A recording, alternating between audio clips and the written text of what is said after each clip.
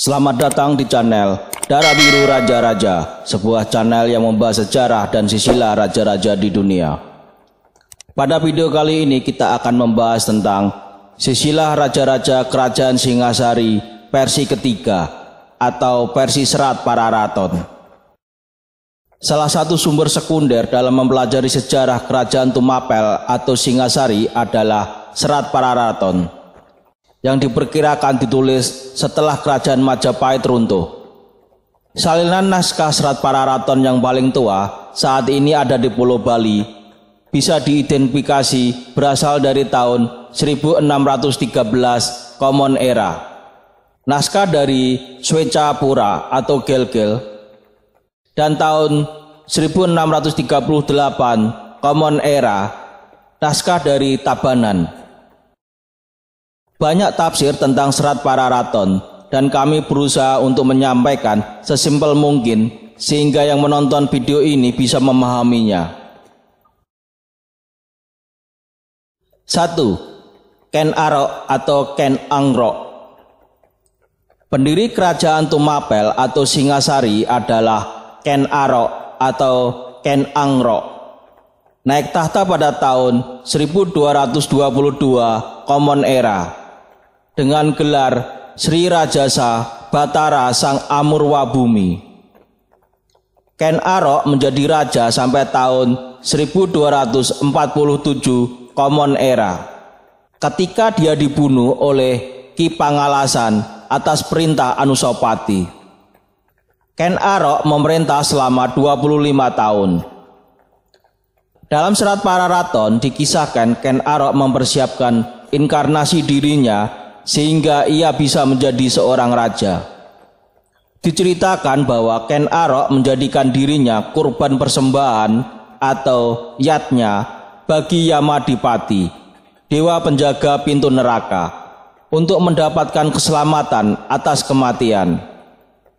Sebagai balasannya, Ken Arok mendapatkan karunia dilahirkan kembali sebagai Raja Singasari, dan di saat kematiannya akan masuk ke dalam surga Wisnu.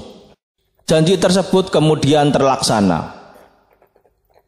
Ken Arok dilahirkan oleh Dewa Brahma melalui seorang wanita dusun yang baru menikah.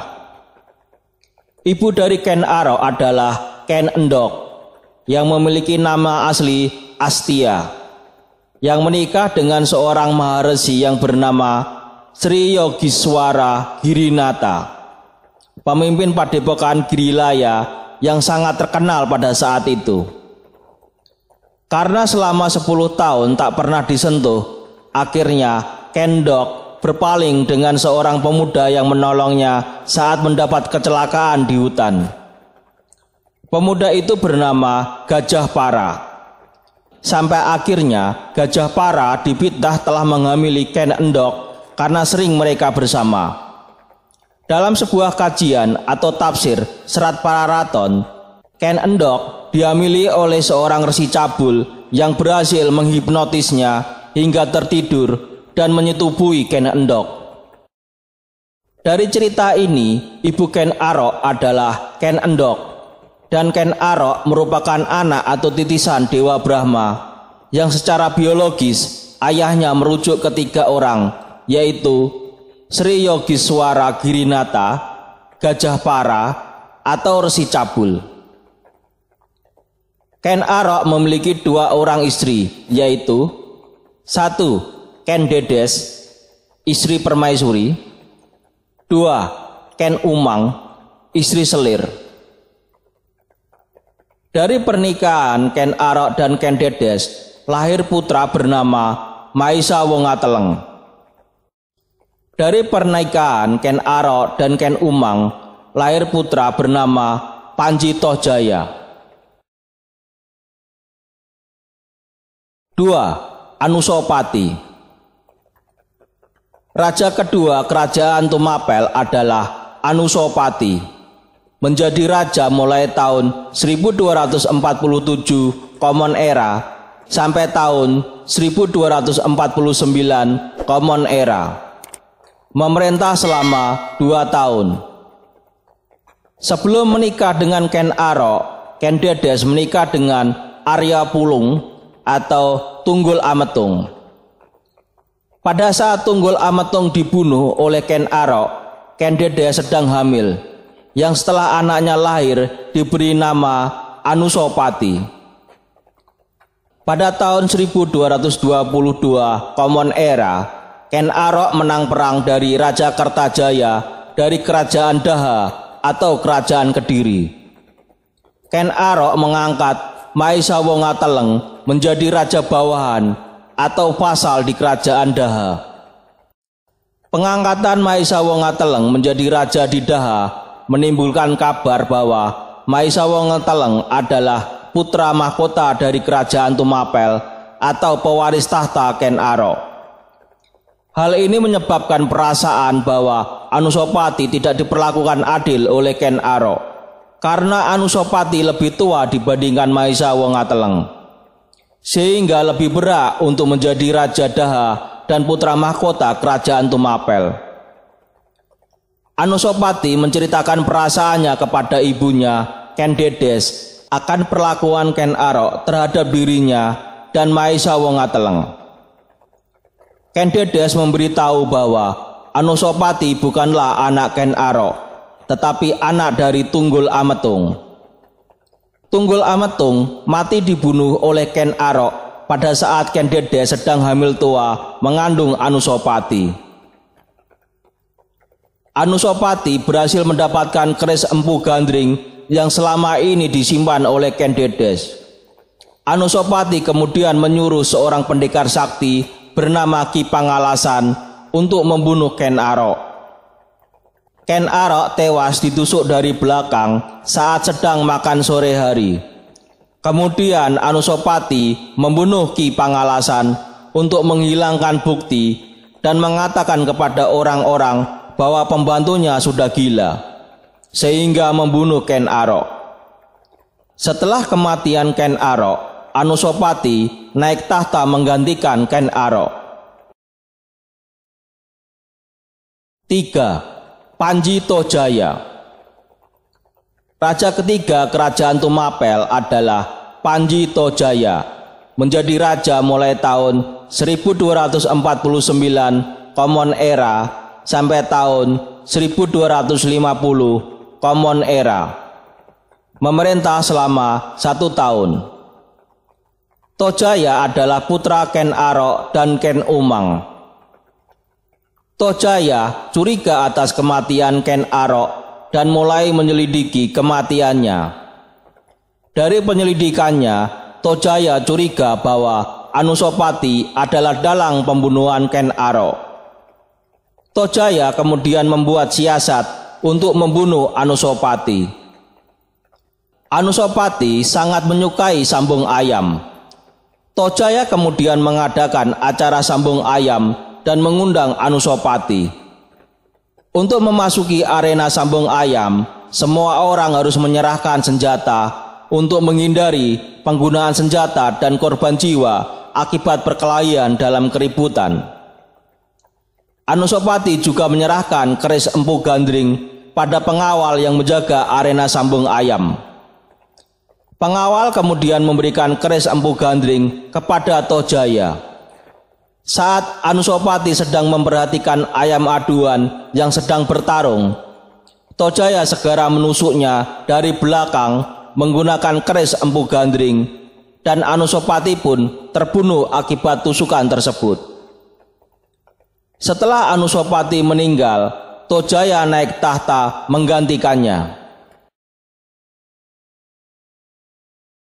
4. Ranggawuni atau Wisnuwardana.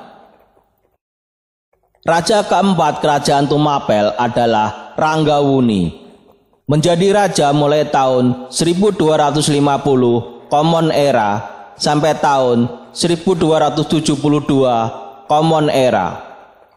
Memerintah selama 22 tahun. Ranggawuni naik tahta dengan gelar Wisnuwardana. Pada tahun 1250, Panji Tojaya dihasut oleh pembantunya yang bernama Pranaya Raja supaya menyingkirkan kedua keponakannya, yaitu Ranggawuni dan Maisa Cempaka. yang dianggap musuh berbahaya. Tojaya kemudian memerintahkan pengawalnya yang bernama Lembu Ampal untuk melaksanakan eksekusi.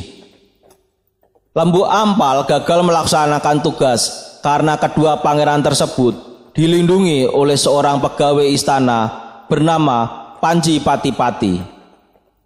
Karena takut mendapat hukuman dari Tojaya, Lembu Ampal memilih bergabung dengan kelompok Ranggawuni. Lembu Ampal kemudian melakukan adu domba di dalam tubuh angkatan perang Singasari sehingga tercipta kekacauan. Karena tidak mampu mendamaikan kerusuhan tersebut, Tojaya berniat menghukum mati para pemimpin tentaranya. Mendengar putusan itu, para perwira segera bergabung dengan kelompok Ranggawuni, tentu saja atas ajakan Lembu Ampal. Setelah mendapat dukungan dari kaum tentara, Ranggawuni dan Mahesa Campaka memberontak terhadap kekuasaan Tojaya. Tojaya terluka parah dan akhirnya meninggal dalam pelariannya di desa Katanglumbang, Kediri. Setelah pemberontakan tersebut, Ranggawuni naik tahta bergelar Wisnuwardana. Sedangkan Mahesa Campaka menjadi Ratu Anggabaya bergelar Narasingamurti. Adapun Mahesa Cempaka adalah putra Mahesa Wongateleng atau cucu Ken Arok. Pemerintahan bersama antara Wisnuwardana dan Narasingamurti diibaratkan dua ular dalam satu liang dan dimaksudkan untuk menciptakan perdamaian antara keluarga Tunggul Ametung dan keluarga Ken Arok. 5. Kertanegara. Raja kelima kerajaan Tumapel adalah Kertanegara. Menjadi raja mulai tahun 1272 Common Era sampai tahun 1292 Common Era. Memerintah selama 20 tahun. Kertanegara naik tahta dengan gelar Sri Maharaja Kertanegara. Kertanegara diberi gelar Batara Siwa Buddha karena pada saat itu menyatukan dua agama besar di kerajaan Singasari, yaitu Hindu aliran Siwa dan Buddha aliran Tantrayana. Kertanegara memiliki visi untuk menyatukan Nusantara dalam pemerintahan kerajaan Singosari.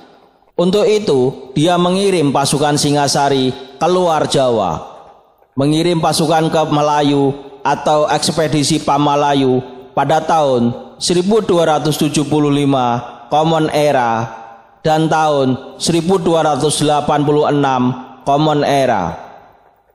Mengirim pasukan ke Bali atau ekspedisi Bali pada tahun 1284 Common Era.